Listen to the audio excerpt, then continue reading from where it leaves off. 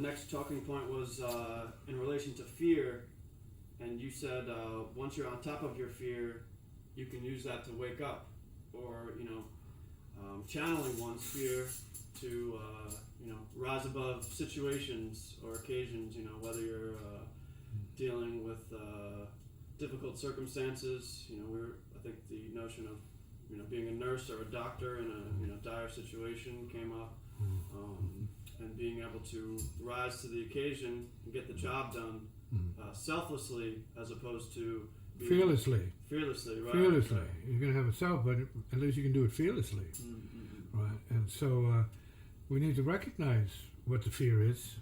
We need to know we're being fearful, and we need to know that's good. Good to know that, and check it, and then disown it. You need to disown it. It's standing in the way. Depends on your job, but it's just standing in the way. Right? So whenever fear mechanically arises in one's psyche or one's body or one's mind or one's chest or stomach, wherever, right, you can own it so that you can disown it.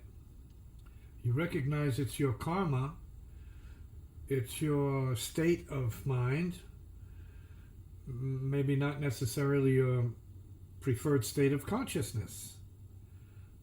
And so it shows up for you to work with.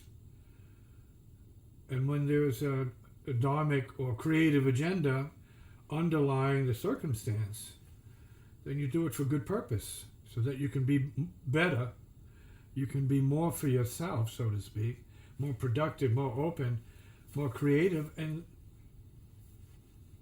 also for your family, the others around you, for your team. It includes your team if you're working on a force or working as a team with a unit.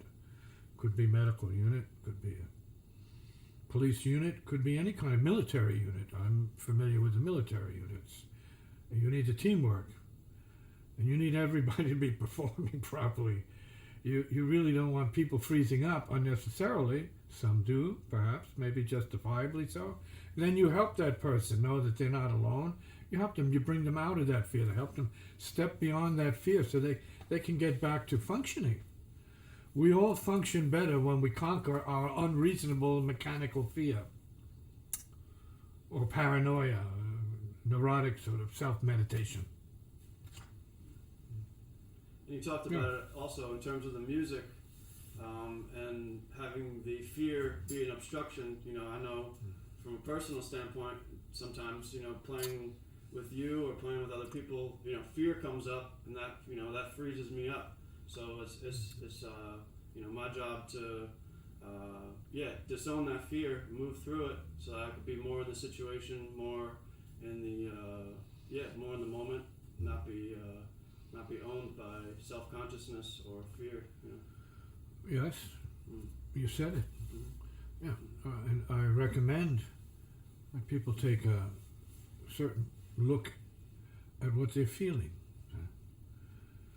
and whether or not unreasonable fear is showing up to impair your functioning, spook you, freeze you up. And this happens to a lot of young musicians I've known who are just learning how to open themselves by learning the music, but then they have to learn to undo the fear that they were born with, all the paranoia, all the apprehensions, all of the hesitation, right? All of the holding oneself back. Right? Disown it. Step out of it. Break through it so that the best in you can come out, right? And enable everybody to see the best you are, right? In the process. Free yourself. Free your creativity, and then liberate your audience. All in one stroke. You stop being fearful or owned by fear. You need the courage to be free. And so you have to master that. You need to know that great players are free enough to play what they play. They do it effortlessly. They enjoy that. We're talking about then embracing fearlessness rather than fearfulness as a way of attaining the highest level of practice in music or otherwise.